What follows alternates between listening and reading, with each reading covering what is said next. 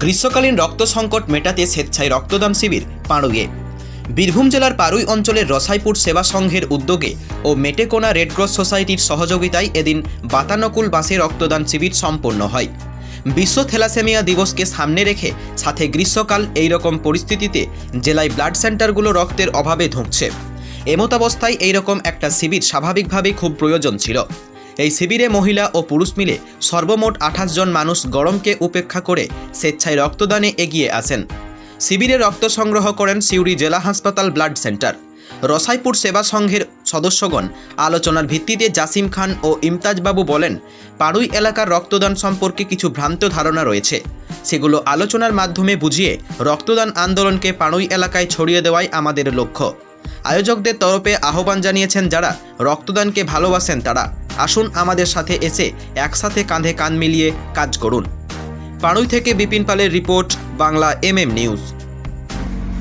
দেখুন, সামনে বিশ্ব থ্যালাসেমিয়া দিবস রয়েছে, তারপরে গ্রীষ্মকালীন একটা রক্তের সংকট রয়েছে। আমরা পিছনে ফেলে এলাম রমজান মাস, যেখানে রক্তের খুব প্রয়োজন ছিল। আমি দেখেছি, আমি জানি বিষয়টা, যে আমাদের গোটা রাজ্যে বিশেষ করে বীরভূম জেলার আমাদের যে সমস্ত হসপিটালগুলো রয়েছে সেখানে ব্লাডের মজুদ ছিল না, খুবই কম। সেই হিসাবে আমরা এটা খুব কম সময় পেয়েছিলাম আয়োজন করার, কিন্তু আমরা করেছি। আমাদের ছেলেরা সব সাথে আছে, রসাইপুর গ্রামের যুবকরা ভীষণভাবে সহযোগিতা করেছে এবং অন্যান্য গ্রামেরও কিছু ভাই বন্ধু আছে যারা এসেছিলো, খুবই ভালো লেগেছে এবং ক্যাম্পটা আমরা সফল করতে পেরেছি। এই নিয়ে আমরা ভীষণভাবে আনন্দিত এবং খুশিও।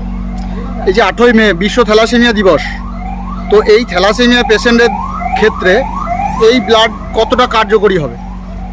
কতটা কার্যকরী হবে সেটা অবশ্যই আমার থেকে আপনারা ভালো জানবেন, কারণ এখন রক্তের যা সংকট রয়েছে, তারপরে থ্যালাসেমিয়া পেশেন্টদের যা অবস্থা, ওরা ডোনারও পায় না, কার্ডও পায় না, অনেক সময় ওদের ডাকে সারা মেলে না বললেই চলে।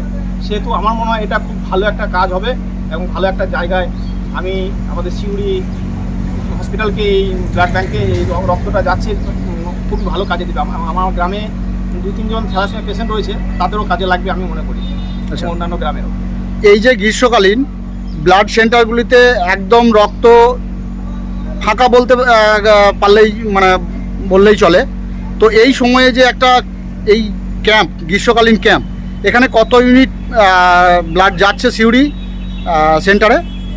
এখন অবধি 28 ইউনিট আমরা রক্ত দিতে পেরেছি।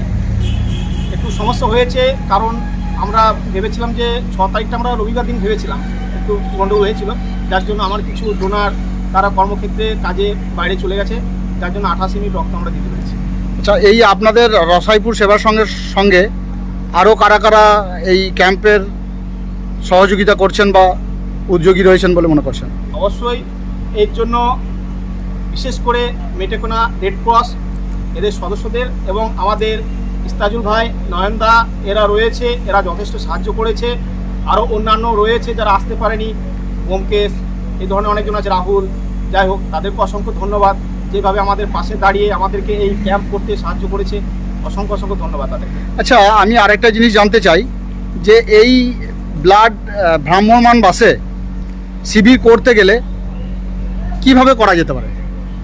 কীভাবে করা যেতে পারে বলতে, আমার যতদূর জানা আছে, একটা ক্যাম্প আয়োজন করার জন্য আগে থেকে একটা চিঠি করতে হয়, কিন্তু সাধারণত বাসে করতে গেলে 2-3 মাস আগে বাস বুকিং করতে হয়। সেহেতু এই বাসটা আমাদেরকে অনেক আগে বুকিং করতে হয়েছিল এবং বহু কষ্টে করে বাসটা পেয়েছি। এবং এই বাসটা আমাদের অন্য একটা জায়গায় শিবিরের কথা ছিল, কোনো একটা কারণের জন্য ক্যান্সেল হয়েছিল, যার জন্য আমাকে 2-3 দিন সময় পেয়েছিলাম।